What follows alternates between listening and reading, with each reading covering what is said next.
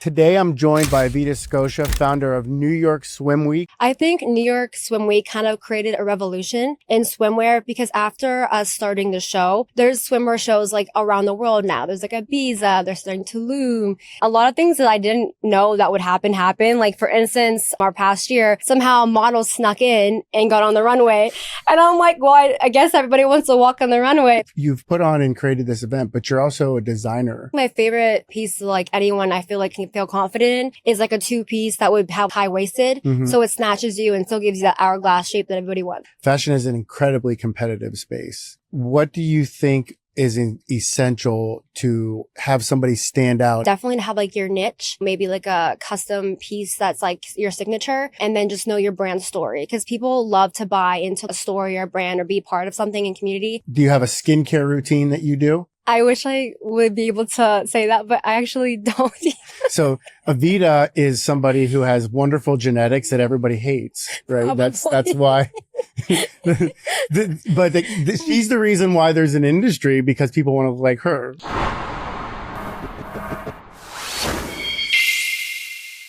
Paul Fulford here, and welcome back to Optimize Outcomes. Throughout the episodes, we've been exploring health, wellness, and personal transformation. Today, I'm joined by Evita Scoccia, founder of New York Swim Week, a groundbreaking fashion event highlighting and focusing on swimwear brands and fashion in New York City. Evita has built a major platform bringing together models, designers, and brands to celebrate beauty, confidence, and fashion. What she's doing with her brand in this event actually created even more events that never existed before. Through New York Swim Week, she's created a space for innovation and inclusivity in the swimwear world. So let's not waste any time and let's get right into the podcast. Thank you for joining the podcast today, Evita. Evita, thank you again for joining the podcast today. What are some of the key things that you learned that you've learned through starting your own business that you wish you would have known when you started it? Yeah, so the things that I wish I would have known before starting my business would definitely be just only taking like criticism and, how to expand my brand from people only in my industry, right? Because there's a lot of people that want to say, oh, this isn't going to work. We should do it this way, but they don't know the end vision. So I wish I would have just like gathered around people that are only in my industry. Yeah. So you started, New York Swim Week, right? And what would you say? I mean, it's obviously now become like a regular event now since you started it. What would you say was your key inspiration for wanting to start it? Yeah. My key inspiration, honestly, was just, the love of fashion and swimwear and, being in school. When I did Miami Swim Week, it was awesome to learn from other shows and just being in the industry itself as like the model, photographer, makeup artist, and just seeing like how like maybe I can make this a business. And then I started New York Swim Week, and then, it just expanded from there. So you had experience from all sides of the basically event, right? You, like you said, you were a model, you did the makeup side. And then what was the key driving force you would say that's, like you just said, you kind of got kind of comfortable that you could do it. What would you say the key driving force was to finally make that leap forward? Yeah, I think like the final like push of like me just being in charge is I just love to, empower others and being in control and kind of having the vision all put together by helping, other people in their industry. And I guess I just love production in events. It's fun. So Fashion Week exists in a lot of different categories. Swimwear was kind of underserviced for a long time. Like, why do you think that is? And what do you think New York Swim Week is helping to expose to provide more of the fashion side to the swimwear industry? Yeah, so I love this question. So I think New York Swim Week kind of created a revolution in swimwear because after us starting the show, there's swimwear shows like around the world now. There's like Ibiza, they're starting Tulum, to like I don't even know, like Minnesota Swim Week, right? So it just shows that there is such a big market, and to know that there's so many swimwear brands that like no one ever really know, and now they have like a market to, expand their brands.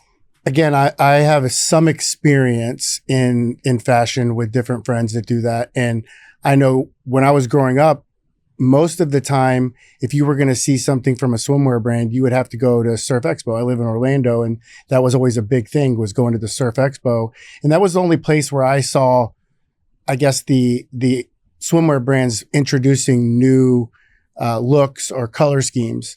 You having a fashion background, and now this has become an event that, like you have mentioned, has grown into other events. How has fashion become more a part of swimwear, rather than it just being a bikini with a pattern or swim trunks with a pattern or a one piece with a pattern? How has it evolved, and how is fashion more infused in swimwear now? Yeah, I think fashion has like always been evolving, and swimwear has kind of been missed. Like you only think, like you said, you're just swimming or laying out. But now I believe like we're just trying to make everything more sustainable and making it more fashion couture. So maybe like your swimsuit is reversible. Like one side is for the day you lay out, the other side is you can go to a pool party. So I think it's just becoming more couture that you can wear every day, and not just like during the summer times, right? You can wear it maybe in the winter, under your like blazer, like go into a business meeting. Mm-hmm. Mm-hmm. I mean, and again, like people that live in dark, like the cold climates, have indoor situations that they can have, like indoor pools, and it becomes a statement piece at that point, right? So where do you envision or see New York Swim Week growing? Like, what are your plans or for evolution, or what are you excited about for the future of New York Swim Week, say over the next 5 to 10 years? Yes. So New York Swim Week is like always going to be like my passion and baby, and it just continues to grow. Definitely just expanding my shows, maybe, having more partnerships where I have other productions like partner with me to expand the week. And then also an exciting thing that we're working on is going to the Maldives and shooting like a campaign for our swimwear brands. So once after the show is presented to the buyers, they're ready to go and have their campaign on their websites and socials. So you kind of helping make it more of like a one-stop shop, basically. Yes. Nice. So we connected from a fitness standpoint, which we'll get to, right? But what are some of your, obviously some of the things that go along with swimwear is people wanting pieces that accentuate their body, or they feel good and confident in, right? And, we always talk about like summer bodies are made in the winter, right? Like everyone's getting fit so that they can show more skin later, right? What are some of your personal wellness habits and maybe just exercise or different things that you do? You were talking to me about that drink before we got started today, right? What are some of your personal wellness habits that you incorporate to, help yourself feel confident? Yeah. My favorite right now is I love like cold plunge, sauna, Steamroom. That really like gets my mindset, my body feeling great. Kenetik is my favorite drink right now. It helps me focus. And yeah, I try to at least do like a couple workouts, classes a week and stay fit. What about the Kenetik that you like? What is it that you like? So it doesn't have any caffeine in it. Mm-hmm. It has ketones that really help you focus. They said if you drink it for 7 days straight, you won't have any like of that brain fog, which is perfect for me because I can't have that. So around the health and wellness piece, is that something that you've always done, or is it something that was there a catalyst or a specific thing that happened that made you start to focus on it more? I've always kind of been in the fitness. Like I actually used to play soccer. I was a semi-state finalist. So I always had that urgency background to always be fit, but to focus more on like the wellness aspect and, mind, body, and soul as I really focus on, it just really helps me have a balanced life. So whenever I'm having like, a long day working or anything, like you always have that structure. So I feel like you're less likely to, get sick or, be sore when you're working out. So you're with New York Swim Week, right? You've put on and created this event, but you're also a designer of swimwear too, right? And it's not like this is a new thing, but body positivity is a thing that's in fashion, right? And how do you stay in that space, or how do you approach designing swimwear with that in mind? Or, and how do you take something that maybe somebody sees on a model and, adapt it to maybe a different body type? Yeah, of course. So this question is like always a little complicated, I feel like, as an entrepreneur, just because like, when you're first starting out, we don't have like $1 million. So we always start off like small, medium, and large. Just to make it like, obviously, expand down the road. I just feel like just creating swimsuits that, everyone can feel confident in, and just be mindful of like the way you do the cuts or seams, and just so everyone can feel confident in their way. But that's just a topic that's always a little difficult. But I mean, obviously I want everyone to be included. Right. Yeah. So what advice would you give somebody that is struggling with body positivity, or, the way that they look in bathing suits to feel more confident? Yeah, of course. I think honestly, a lot of it too is like buying like, good quality swimsuits as well. Like if you buy something from fast fashion compared to like a high quality, I'm sure that their high quality one's going to focus on more the way it looks on the body instead of just trying to get out there quick. And just being confident in yourself. That's something that, that takes time. But I feel like if you can, find a way to love yourself and just like do things that like, make you happy and just feel confident, that's just like in yourself. No one else can kind of teach you that, Yeah. And when you're talking to somebody, let's say somebody was asking your advice on what they should wear, are there different styles that can help somebody feel more confident, right? Like maybe it is a two-piece, but it accentuates or it covers certain areas that they're concerned about. Like if you were to sit and consult with somebody, like are there different types of bathing suits that people can gravitate towards if they do have areas of concern? Yeah, I feel like my favorite piece, like anyone I feel like can feel confident in, is like a two-piece that would have like high-waisted, so it snatches you and still gives you that hourglass shape that everybody wants. So you spoke about mindset, and many people, I think, don't realize how mindset impacts helping them feel in their own skin. What are maybe one or two things, or something that has helped you over the years, or that you implemented early on that helped you feel confident in your own skin, right? And helped you feel just satiated, I guess, in the fact that you are who you are and you're going to be confident and positive no matter what. Yeah. I mean, something that I really like, I have to do, even like some days when I'm like feeling off, I try to take like at least like every week, like an hour to 30 minutes, like to take time for yourself. Maybe you journal, maybe you meditate. And that just like helps like set your tone for the week. Or even if you have a bad week, you need a reset. That helps me keeps like positive and confident. And affirmations are really important, and be gratitude to, the universe and everything that's coming your way. Really helps. So you basically make sure that you set that time, it sounds like, right? So you make sure that they're as busy as your schedule is, juggling all the different things that you do, you make sure that there's like a set time that you're doing that on a regular basis. Yes, because that just shows, to yourself that you do love yourself, that you could take time to put into yourself to make you a better person. Yeah. Similar to a conversation we may have been having earlier, right? Is one of those things where it's, if it's important to you, right, you find the time, right? I know for me with my own struggles, like I was an athlete too, right? And I got into my career, and, I shifted that discipline and mentality into my career.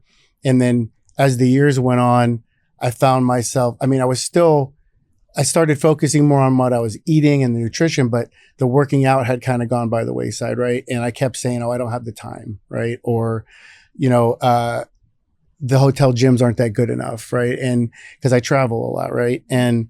But what I finally, and I had the old athlete's mentality too, where it was like, if I'm not going to do it right, I'm not going to do it at all. And then I wasn't doing anything, right? And that was one of the biggest disciplines that I had to implement. I found it through, I've said this before, Jocko Willenick's Def Reset, which is discipline equals freedom. And it's these set categories where you carve out specific times and you do those things, and nothing gets in the way of doing those things. And it was, if I can block out 30 to 45 minutes, that's better than nothing, right? Yeah. So would you tell somebody that is maybe struggling with confidence, or, again, similar to me, like with fitness, you can find the time, and like, how did you, obviously being busy, what was it that made you decide to do that? And how did you establish that discipline basically? Like, was it something that you have you just set in stone that you're going to do it at a certain time? And how do you go about doing it? Do you look at your week in advance or your day in advance and find the time, or do you just now have it as a time where no matter what, you're going to do it at this time every day? Okay. Yes. Okay. Yes. So for putting time aside for myself, now it's kind of like I just have to do it because I know if I break that like consistency, it's just gonna mess up my ecosystem, I feel like, with my job life. So I definitely set time aside for myself for that. It's really important to do that for yourself. Mm-hmm. And do you do that just at a set time every day, or do you look at your week and find out where the gaps are going to be, or is there a particular time of the day that you set to do it? Yes. So, I mean, obviously I want to do it every day, but our schedules are crazy. So I at least try to do it 3 times a week. And I do it in the morning between like 7 and 8 a.m. So you want to start your day out kind of setting the right intention basically for the day. Mm-hmm. It's awesome. Social media, right, is obviously in everyone's life, right? And whether we want it to be or not, right? And it's become a big part of most brands, right?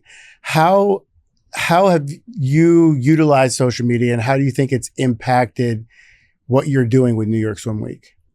Yes. So it's like I have a love-hate relationship with social media. Like some days I just want to like hide and not say anything, but then obviously how we get our brands out there. So yes, my social media on my platform definitely has helped New York Swim Week. Just getting that reach and exposure from my followers. And now I kind of don't even have to technically use my own platform because I built it its own standing ground. But it's definitely really important, consistency, and just having that true brand image that you're trying to portray, because obviously social media there's going to be like haters, and so you just gotta like stick to who you are, and then everything else will speak for itself. So there's always going to be haters, right? And normally what that's normally a sign that you're doing something well if there's haters, right? How do you deal with that, right? Because again, you're a very passionate person. You love what you do. A lot of, you put your heart and soul into this, right? Have you gotten to the point where you would just ignore the noise, or, do you get engaged with that? Like, again, it's something that can consume you if you let it. So how do you handle people that are throwing shade for whatever reason? Yeah, I mean, obviously we all just want to like be like, no, it's not how it goes. But no, I think I've got better at it, and I try to like see everyone's perspective, like maybe why they're posting this, why are they saying this? Maybe I'm not like, projecting the way I should be on the website or Instagram. Maybe I could change something. I don't ever take it like personal anymore. I try to like learn from it. Yeah. I mean, and speaking of learning from it, right? You've done a great job at creating an emerging brand, in and of itself in swimwear. Like, how would you, or what advice would you give somebody looking to break into the swimwear industry? Yeah, so the swimwear industry, I feel like definitely can, come across different ways, especially the way, everyone's in a bikini, right? So we have to make this look like a tour fashion. Like we're not trying to like, just be sexy out here, obviously empower women. I think just if you just know the brand that you're trying to portray, network, I would do as many shows as you can, honestly, to get that exposure. And then try to get into the markets that you want with like wholesaler and buyers. And social media is really powerful with like swimwear brands right now, like TikTok shop. Like you can make so much money now, which is amazing.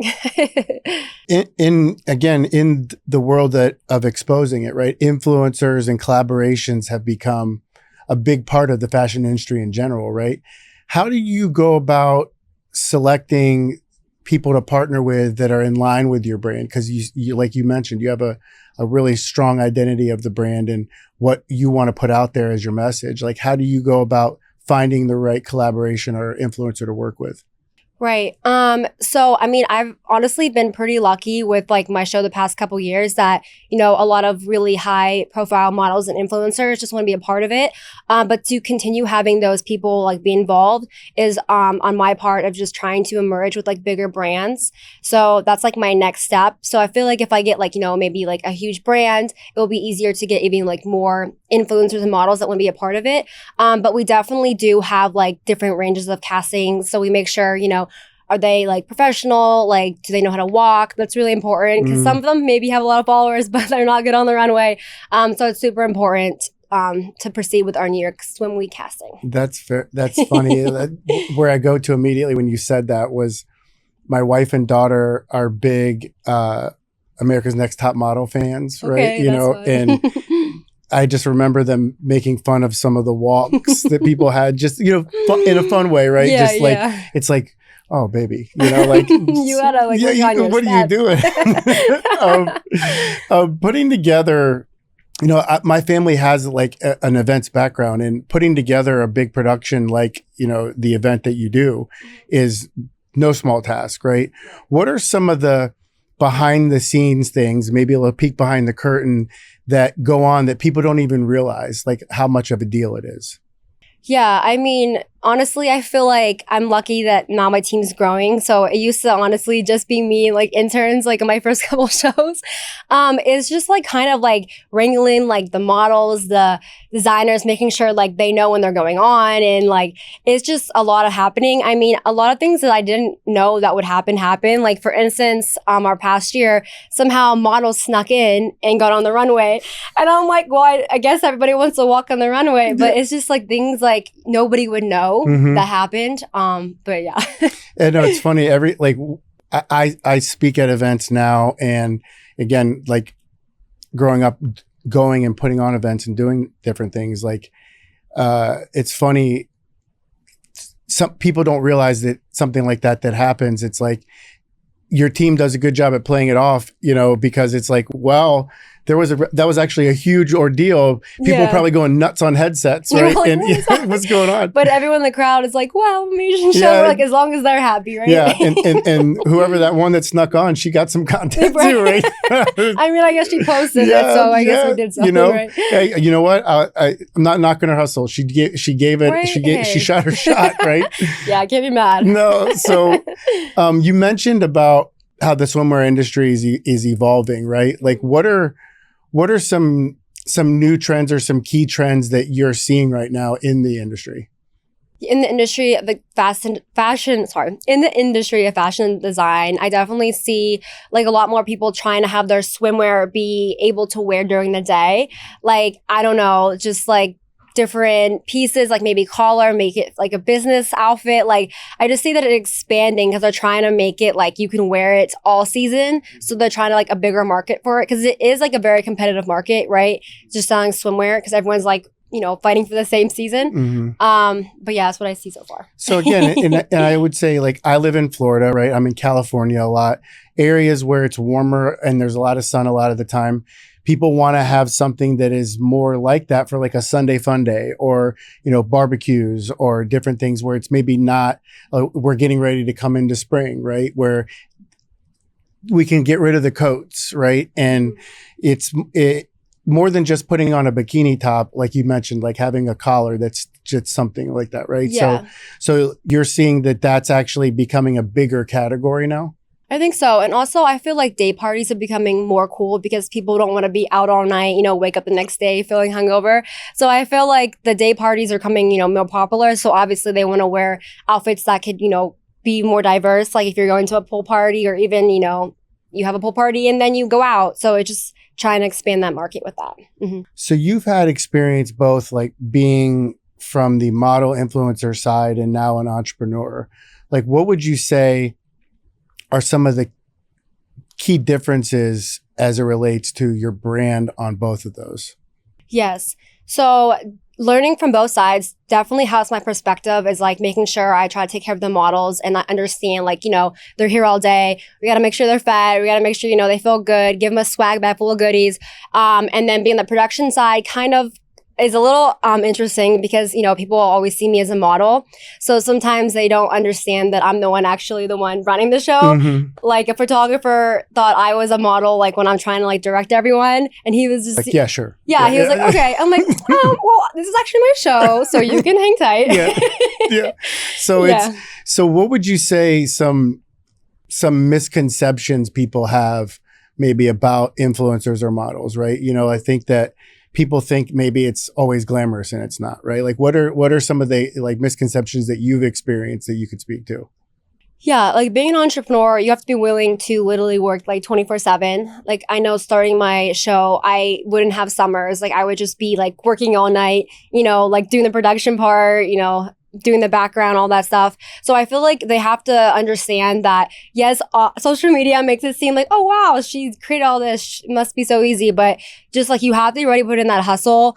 And be really driven and passionate about it because, it gets tough sometimes. You're like, what am I doing? Mm-hmm. Yeah. I mean, again, like you said earlier, right? That one of the things that's helped you grow and evolve, the event itself is getting good people around you, right? Right. Like having more people that care about the same things that you care about, that want to make sure that it's evolving and it's growing and it's putting on a good show, right? Yeah, no, it's really good to have a team because, it's really hard to delegate roles. I'm sure you understand, like, when you're like, this is my baby, are you going to do it? But yeah, finding a team is really important. Yeah.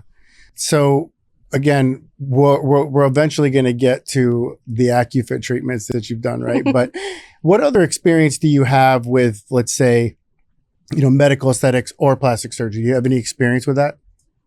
I actually have not. No. So, I mean, again, your skin is wonderful, right? So I would say maybe with, do you have a skincare routine that you do? I wish I would be able to say that, but I actually don't. So Evita is somebody who has wonderful genetics that everybody hates, right? Probably. That's why. She's the reason why there's an industry, because people want to look like her, right? So. Oh, well, thank you. I appreciate that. What are some of the things that you would tell somebody that was looking to start their own event or brand outside of, like, things that you learned that you feel like are universal lessons outside of the swimwear things? What are some of the pitfalls that you went through, or like maybe a big obstacle that you didn't think was going to be an obstacle that you overcame?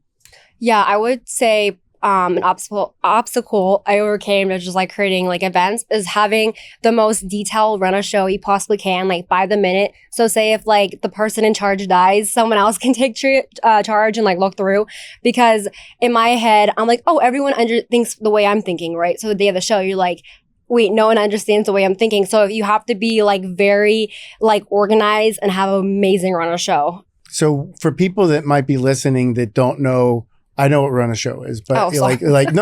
That's can you explain, like, to the audience, like what a run of show looks like and what that is? Yeah, so a run of show is just like a detailed list of everything that needs to be happening for an event. For instance, it says like 9:01, like pick up flowers, 9:02, check in guests, like very detailed of everything that has to happen in the day. So say if you look at it, you're like, all right, we're on schedule. Do we need to change something, mix something up? Just have that list so everyone's on the same page. so in line with that, right? One of the things you had mentioned when you were talking about wanting to do your own event, right? You went from being a participant to running, right? So what are some of the things that you've learned or received coaching on or educated yourself on as far as leadership goes, right? You now step into a leadership role and you're not just a contributor. It's like your thing. So what are some key lessons you learned about leadership? Yes. So you have to understand that, like, everyone wants to obviously, grow and evolve with you, but you have to make sure that everyone is in the right area, like delegating roles. Like, just say like, okay, your check-in, that's it. So they're going to be like the best check-in person, right? So instead of just having, all right, everybody, we're going to all like be doing a million things, and it just gets a little confusing. And I think just being a leader and being able to be confident and just like putting people in what they're good at, so then they understand. And then also it all like will work together in the end, or just finding out what they like to learn, what they want to know more about. So you're also empowering them in what they want to do with their career. No, that's great. I mean, because a lot of times it doesn't matter the industry, right? Like I've seen this across different industries, that people that are individually good at something within an organization, let's say a salesperson, for example, they don't always make the best leaders, right? They might be a top performer, but they're not as thoughtful in their communication, or they're not thinking about the models like you are, right? Like, or thinking about, trying to find the right person for the right role, like fit the skill set to the job and stay in your box, right? Like it's one of those things where you played soccer, right? So understanding that, there's a midfielder, there's a goalie, everybody has a role and their job is to do that job. And as a collective, we win, right? Yeah. So it's, again, I find that people that played sports, I'm biased too, right? But I feel like, I think that definitely helps when you're in a leadership capacity, right? Because you understand that you're a part of a whole, and that whole is what wins, right? Right, yeah. So fashion, and again, like I mentioned, I have friends in the fashion world too. Fashion is an incredibly competitive space. What do you think is essential to have somebody stand out and have their own spot within a very competitive space? I would say to stay up in with a competitive industry, I would say definitely to have like your niche. Something that, maybe like a custom piece that's like your signature, and then just know your brand story, because people love to buy into like a story or a brand or be part of something in community. And I think once you get that, like everyone wants to be a part of that. When you were looking at logo and name, like what were some of the things that you were thinking about, that you wanted to make sure, or did you want to make sure that it kind of the name or the logo encapsulated the brand identity? Yeah, so for my brand, it actually started off with a crazy name because I started it when I was in high school. It was called Diamond in the Cloth, and I would just upcycle clothes until like going back to finding your niche. When I was traveling, someone told me like you just need like to find that one thing that you love. So I decided to get into swimwear, and I decided to change my name because everyone always be like, "Oh, it's your brand, it's your brand." They never would ever like say the name. So I was like, Evita, like my name's pretty like unique, none people have it, and I'm like, well, I am my brand. So it just kind of went from there. Yeah. And again, it's one of those things where you have some of your identity wrapped up in what you do, literally with the name, right? But again, but I think that's contagious, right? People can see when somebody's passionate about something and they care about it and they love it. And I don't think there's any better stamp to put on it than your own name. Right. And it makes it easy, Yeah. People be like, oh, that's Evita's brand. Yeah. Look at perfect. So you've been in front of the camera as a model and now behind the camera, behind the scenes as a brand founder. How would you say having that experience, we touched on it a little bit, but really that experience has evolved your ability to create, right? You've done the model side, you're doing a brand, you founded a brand and an event. What have you learned that is now made you more complete, so to speak, as it relates to having experience on all those things? Yes. Having all that experience, like being like, a model definitely very helps. Cause like you see like the production, like I've been like probably a model for like, since I was like 16. So I definitely learned a lot in like different industries, like, like commercials, like fashion shoots. So having all that and just like learning and taking notes, like how they run the event and production of a shoot really helped me with my, event itself. Cause I'm really able to understand like being the model, like what they want to get out of it as well. So having their creative input on it, and also like the brands itself, like what do they want to get out, and then the media team. So it just kind of like full circles it. So I just understand like how I want the whole outcome to be. So everybody has like a good experience at my event. So are you able, now that you have your own event, like to find the time to go to other events and connect with other people that do events, to, like you're mentioning, to find better ways to do your run a show or lighting and things like that? Do you go about seeking out other events to look into how you can incorporate things into yours? Yeah, that's also an amazing thing, like how like I'm an influencer on Instagram, because I'm able to get invited to all these cool activation and events. So every time I get invited to an event, I try to go to like at least like maybe 5 to 10 events a week, and just even pop by, see what they're doing, like meet new brands, like opportunities. So I say just go to every event you can so you can learn. That's like my school. Yeah, definitely. I mean, for myself, with what I do, right?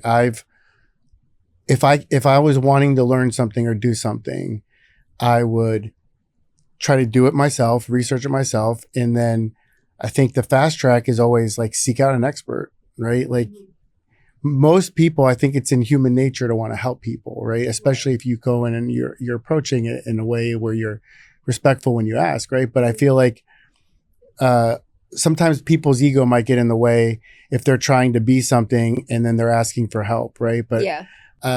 One of my first mentors told me that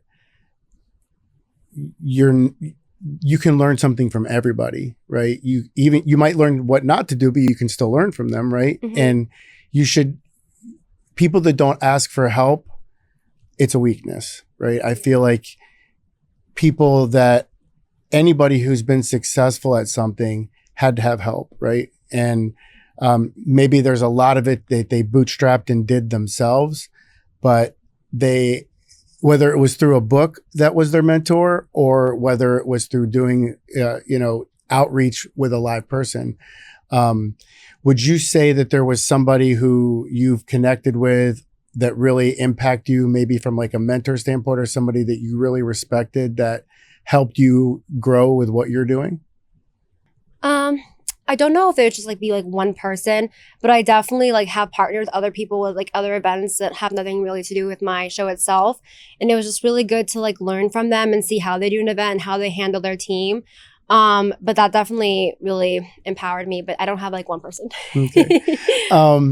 So what is it that you think is to come? Like what do you see as the future trends in the swimwear industry besides how it's evolved now? Do you feel like there's going to be anything new in the future besides this more everyday wear type of thing? Is there anything that without sharing any secrets, right? Is there anything that excites you about maybe some new other things that you've seen? Yeah. Definitely maybe getting into like AI and just seeing like with even events itself, like, are there going to be like virtual events? Like people have been kind of doing that to see like, their swimwear on like an AI character would be cool. So then you can maybe see how it fits you. I think that's super interesting. But just like, I don't know, I'm just interested to see like new and like designs, not everyone trying to do the latest trends. I definitely really appreciate the embroidery ones that like hand bead.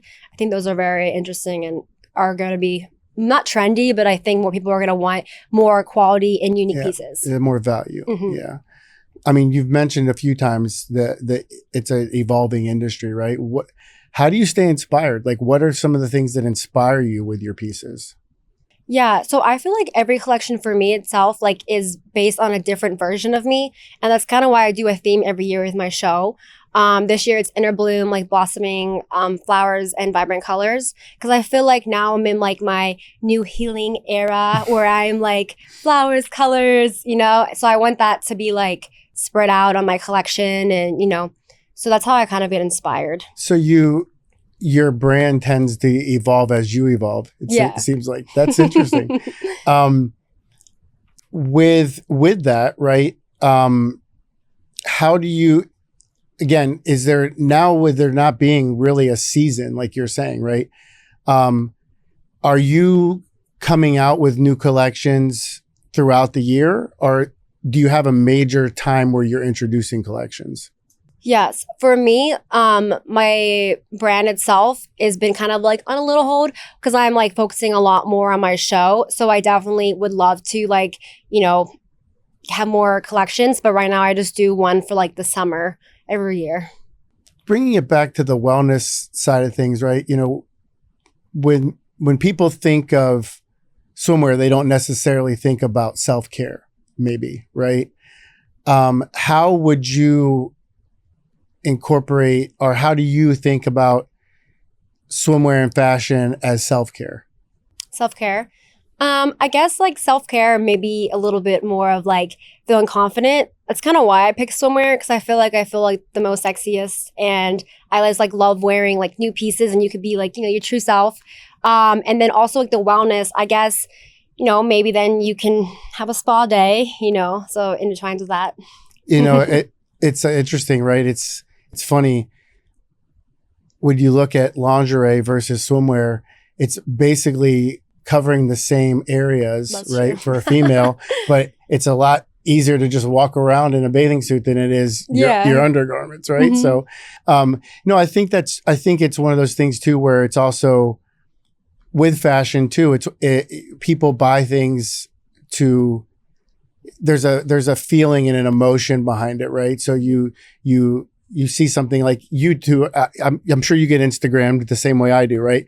But you see something and it really strikes you as like, oh, I like that. And I would love to have that, right? So I think there's an emotional tie to fashion that people have that is a self-care. Like when you buy something for yourself, you're taking care. Treat yourself. Yeah, treat yourself, right?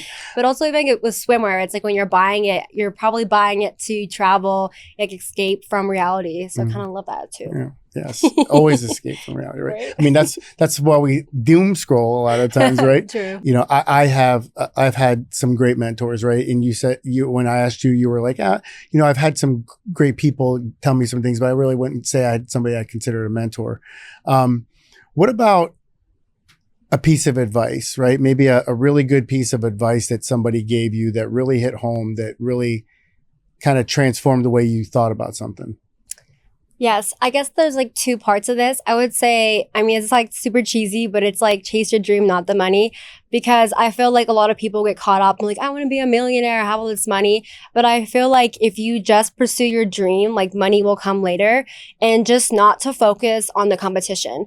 Like I know the founder of Spanks, well, I don't know it personally, but she didn't focus on the competition, and now she's like the top, like Spanks woman in the world, right? Because she just focused on her dream, her brand, and she knew what she wanted. And I think that's the best way to succeed. Yeah, she definitely did, right? And she started it out of her house, right? Yeah. And it's one of those things that, again, people always think about, well, who am I? I'm one person. I can't make a difference. But if everybody thought that way, nobody would make a difference, right? And I think that, and again, it's another reason why I started doing this, right? It's not that that I have wanted to get out there and be a famous podcaster. I really do this because it's something that I have a passion for. This health, wellness, biohacking, medical aesthetic space, right? In the wellness side of things, I feel like, there's a lot of stuff that gets out there for a consumer that can get confusing, right? And there's so many self-proclaimed experts on things, right? And that's why for me, I want to create this community and this collective of bringing people on that are experts or have certain experience in certain things to give a healthy and genuine, authentic perspective on things, right? I think that's so important. So how we connected was with Accufit, right? And Accufit is a muscle device that basically, you got fit while you sit, right? Hey. So had you ever had any experience with anything like that before? I have not. I mean, I guess like maybe like therapy for like those like electric things, but nothing like that. Right. So we did your core, right? And how, explain it for you again, because I think it's always interesting to hear other people's way they think about it. So you go through the different movements. So explain to you how it was for you, especially the first time, and then how it felt afterwards, all the things about it. Yeah, I mean, at first I was not expecting the way it was at all. It's very interesting. It's not painful, but it's just obviously intense. You're like, oh my God, I'm really working out. But now I kind of feel like it's kind of addictive. Now I kind of want it more. Yeah. Because I'm I kind of feel good. It's getting me my strength back, and it got me motivated to go to the gym again. So no, and those are all the things that we see, where that's why I think it's such a versatile device. What makes it so great is that you can help people that are fit to become more fit, push past plateaus at the gym, or somebody who's looking to catalyze a lifestyle change, right? That maybe doesn't have enough stamina to get through a workout, or somebody who's looking for functional improvement, right? Or even people that are coming off of injury, it allows them to minimize or reduce or eliminate atrophy altogether and get back faster, right? So I remember the first time we did your treatment, you were definitely eyes wide open, you know, when it happened. I was like, wait, what am I getting into? So it will have video to show of some of her treatment experience, and you can see it. So I mean, I think that's one of the things that's interesting. Again, like, you know, it's been a passion project of mine for a while now, and it's you know, trying to make something that actually works the way that it should in real life wasn't there before, right? And it's not that other technologies don't work, it's just they're not even close, right? And it's just a completely different animal. So Evita, now obviously experiencing the treatment, you know, you went through the series of treatments. Who would you recommend this treatment to, right? Like, is this, obviously this might be something that would be good to put on, we could do for some of the models before swim week, or like, who would you think would benefit or really love and enjoy this treatment? Yeah, I would honestly, I mean, I'm here for my girlies, so I would promote this to any girls that maybe, you know, they're scared of the gym, you know, that aspect of like, oh, I don't want to look like a man. I feel like this is like a great way to like get your body back, you know, in a not as intense way. And then once you know, get this treatment going back to the gym, I feel like you'll feel more empowered and stronger as a woman. So again, that's great, because that kind of ties into the confidence of your brand. So that's a great compliment. So what else would you say was that you maybe found interesting about it, right? Like, can you maybe explain like how it felt, like the different movements that you were going through? Like how did they mimic or come close to like actually doing the movements that they were trying to accomplish? Yeah, no, I think it was very interesting. I mean, I think muscle memory is like pretty cool, because like I feel like the feeling of the different workouts, you can like picture yourself like when you use like the bicycle kicks or like this crunches. I thought that was really interesting, because you can actually feel the movements, but you're just like laying. Yeah, I know, it's crazy. I think the first time somebody does it, first treatment, one of the things that always happens that I love about the treatment is laughter, right? Because either somebody's ticklish, right? Or they're like, oh my gosh, how is this doing this? I'm not telling my body to do this, and it's moving this way, right? Right, and you're like, I'm on this table, I have to push through. Yes. Like, I don't know what's happening. I remember the first time that hold hit, and what hold is a 20-second contraction, right? It's like doing a plank or doing like a 10-second sit up and a 10-second sit up down. You were breathing like you were going, right? Like, we got this. Yes. And again, I've had a lot of women tell me that those are the same muscles that you use when you're giving birth. It's not as painful, right? It's not as painful. Yeah. But it's like that contraction and that push is like, it's similar. So, oh, wow. I mean, I guess you're preparing. Yeah, right. Well, I gotta say that there's a reason why I think women have the children and the men do, because if it was up to us, there'd be no population, probably right? But I haven't been sick for a very, very long time, and I was sick for the first time in a few years. And my wife always busts my chops. She's like, it's like when you get sick, it's like the only person that's ever been sick. You know, I'm like, no, but I get really sick. You don't understand. Yeah, I get really sick. No, but it's true. Like, I think that, you know, and again, you're very much, I mean, someone who wants to empower female confidence, right? And again, like, think that's, you know, with a device like Accufit, it's something that can do that, right? It's something that, like we mentioned, somebody who is maybe hit a plateau or is, you know, can't get quite as shredded as they want, right? They're you know, doing it as exercise all the time. They're doing a lot with their diet, but they just want to push it to the next level. And then you've got somebody who maybe, like you mentioned, muscle memory, but hasn't been active for a long period of time. It's something that can be like a catalyst and kickstart their fitness back into where they once were, right? No, that's really good. Honestly, I was just thinking this would be perfect for like boss babes, you know, if they're working like full time, they have a kid, they don't have time to work out, but they want to stay fit. Yes. Yes. There's a woman that I follow that her name's Heather Monahan, right? And she's got I believe the podcast is called Confidence Creator, or she has a book out, and it's She's also somebody that is a boss in heels, right? So she's somebody that I think epitomizes that very busy entrepreneur, hardworking, passionate, driven female. And again, she stays in good shape and stays fit and on her health and wellness. But it's one of those things. We talked about it earlier with myself, right? I wish I had more time to put into working out. I do it and I stay consistent with it, but I'm not only just somebody who believes in this product, I use it, right? I haven't done a sit up for 3 years, wow. like hardcore core workouts, right? It's like because I have time to do the larger muscle groups, but if I have the advantage of utilizing Accufit, then I can do a series and then I can do maintenance, right? And it's interesting for me is that one of the things that happened for me was after I did my series on my core. I'm somebody that travels a lot, right? Obviously. And I'm an ex-athlete that beat up my body. I'm always standing in compromising positions, treating people. And I had lower back pain on my right side.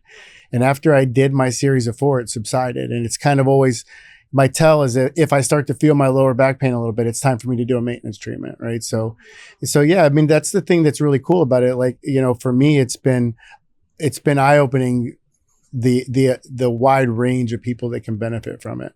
No, honestly, going back with that, I was having the worst lower back pain this weekend. And after doing it this morning, actually, I feel so much better. I feel like my back is able to stand without dying. So I definitely did something and helped today. That's one thing that I guess people say a lot is that they almost after their treatment, but not even finishing a series, you finished your series today, but post-treatment, they feel like they want to kind of be a little bit more posture perfect. Yeah. It's interesting. And again, a lot of people struggle with low back pain and, they're always advised, hey, you need a stronger core. Well, if your low back hurts, how do you strengthen your core? Yeah, you can't without hurting your back. Yeah, it hurts your back, right? So that's another thing that makes this thing so great is that, it's a tool that can be utilized for health, wellness, fitness, and function. And I think that this day and age, there's a whole lot of talk right now on, with this change, we just had an election and everything, right?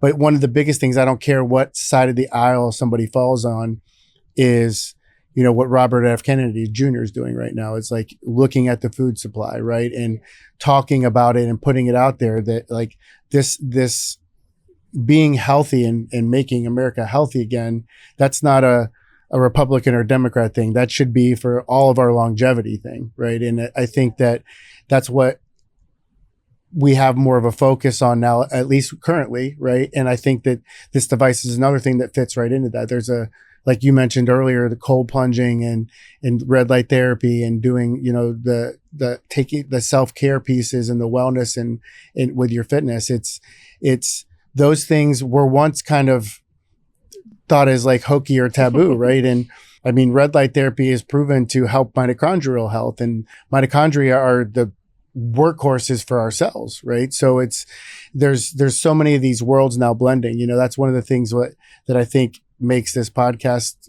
fun and exciting for me, is that the health and wellness and medical aesthetics worlds are starting to blend. You've got people that are doing hyperbaric oxygen therapy prior to and post treatments that force oxygen in the blood for healing, right? And utilizing red light therapy to help promote healing. And there's a big difference between medical grade skincare and store-bought skincare. You're lucky you don't have to worry about that overly too much because you have wonderful genetics, right?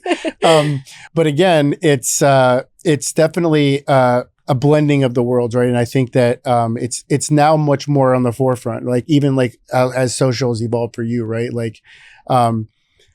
Some of the things that are now prevalent and regular on social maybe weren't 5 or 10 years ago. Yeah, that's so true. I definitely think that we need to get Accufit more out there and help more people. I do too. And hopefully doing things like this will do that, right? Yeah. I can't thank you enough for being on. Before we do depart, so you have your personal social that you post with, you have your brand social. Where can people find you? You could find me, my personal brand social is Evita Scoccia. New York Swim Week is ny.swimweek. And if you want to buy any of my swimmies, it's evita.store. Thank you so much for coming on. I've appreciated getting to know you and working with you. And I want to, obviously, there's a quote unquote event that might be coming up where we can work together on, Okay. right?